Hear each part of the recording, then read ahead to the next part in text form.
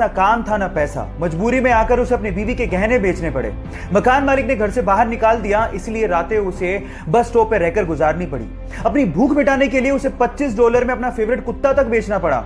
लेकिन एक दिन उसने मोहम्मद अली का मैच देखा, उससे इंस्पायर होकर 20 घंटे लगातार बैठ के उसने स्क्रिप्ट लिखी और स्क्रिप्ट को लेकर एक प्रोड्यूसर के पास गया। उस प्रोड्यूसर को स्क्रिप्ट इतनी पसंद आई कि वो उसके लिए $1,25,000 देने को तैयार था। लेकिन इस बंदे ने शर्त रख दी कि इस मूवी में लीड रोल वही करेगा, जो कि प्रोड्यूसर को नागवार था। उस प्रोड्यूसर ने उसे कहा कि मैं तुम्हें $2.5 लाख देने को तैयार हूं स्क्रिप्ट के लिए, लेकिन वो बंदा टस से मस नहीं हुआ। फाइनली उसे हीरो बनाया गया उस मूवी में और मूवी को रिलीज किया गया। उस मूवी का नाम था रॉकी, जो कि सुपर हिट साबित हुई।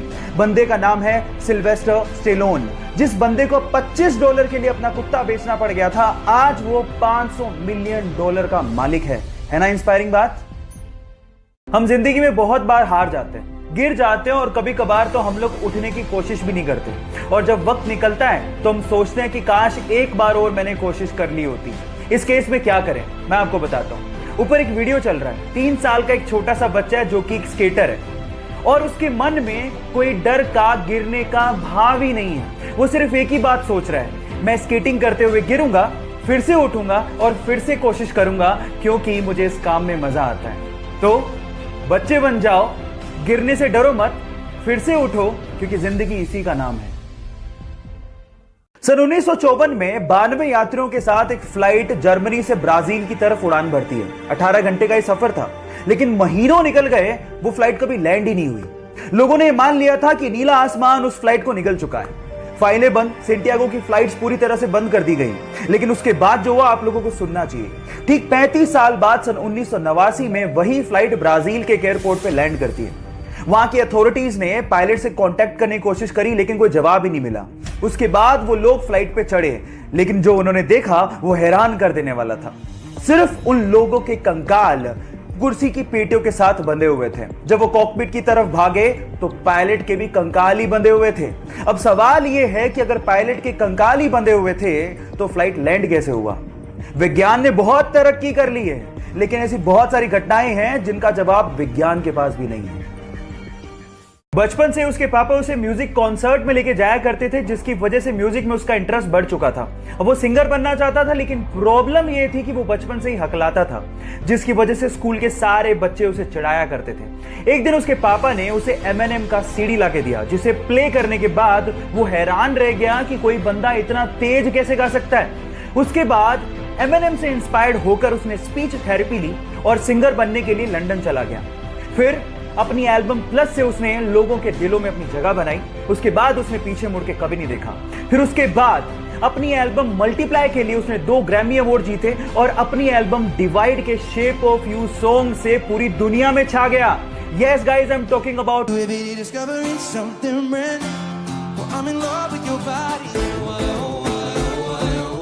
गाइस, वो तो इंस्पायर होके वर्ल्ड फेमस हो गया। आपका इंस्पिरेशन कौन है? चैट में लिखना मत भूलिएगा। आप लोगों के एग्जाम इंपॉर्टेंट हैं, लेकिन आपकी जिंदगी से इंपॉर्टेंट नहीं है। इसलिए मैं आप लोगों से एक बात कहना चाहता हूं, चाहे आपके एग्जाम कैसे भी हो, टेंशन मत लेना, क्योंकि ये कागज के टुकड़े आपकी जिंदगी डिसाइड नहीं करते। हां, अपना 200% दो, लेकिन टेंशन मत लो। और एक बात मैं आपके पेरेंट्स से भी कहना चाहता हूं, आप लोगों ने अपने बच्चे को 90% लाओगे तो ये दूंगा, 95% लाओगे तो ये दूंगा, ये कहा होगा।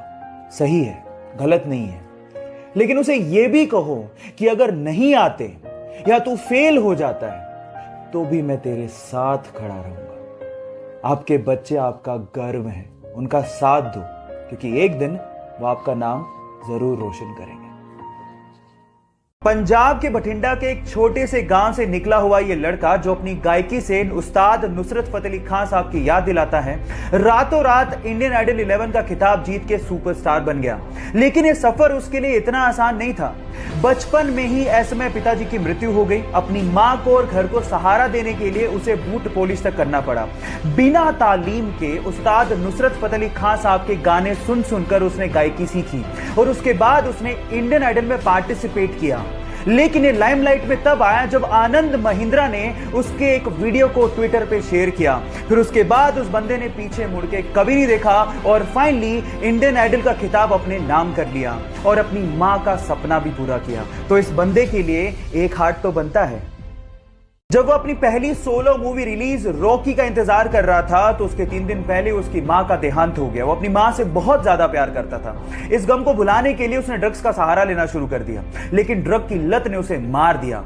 2 साल तक ड्रग की लत को छुड़ाने के लिए वो यूएस रहा, लेकिन उसके बाद जब उसने कमबैक किया तो खलनायक जैसी मूवी में अपनी एक्टिंग का लोहा मनवा दिया। लेकिन प्रॉब्लम्स यही खत्म नहीं हुई। 1993 के बम धमाकों में अवैध हथियार रखने के चक्कर में उसे जेल भेज दिया गया। लेकिन फिर से जब रिहा हुआ तो वास्तव जैसी मूवी में फिल्म फेयर अवार्ड जीते और उसके बाद मुन्ना भाई जैसी मूवी में राष्ट्रीय पुरस्कार तक जीते। लेकिन प्रॉब्लम्स यही खत्म नहीं हुई। 2013 में अदालत ने उसे फिर से दोषी पाया और 5 साल की कैद की सजा सुना दी। इतने उतार चढ़ाव देखने वाले हमारे संजू बाबा आज भी अपनी एक्टिंग के दम पर बॉलीवुड में अपना एक अलग मुकाम बनाए हुए हैं। तो अपने संजू बाबा के लिए एक लाइक तो बनता है।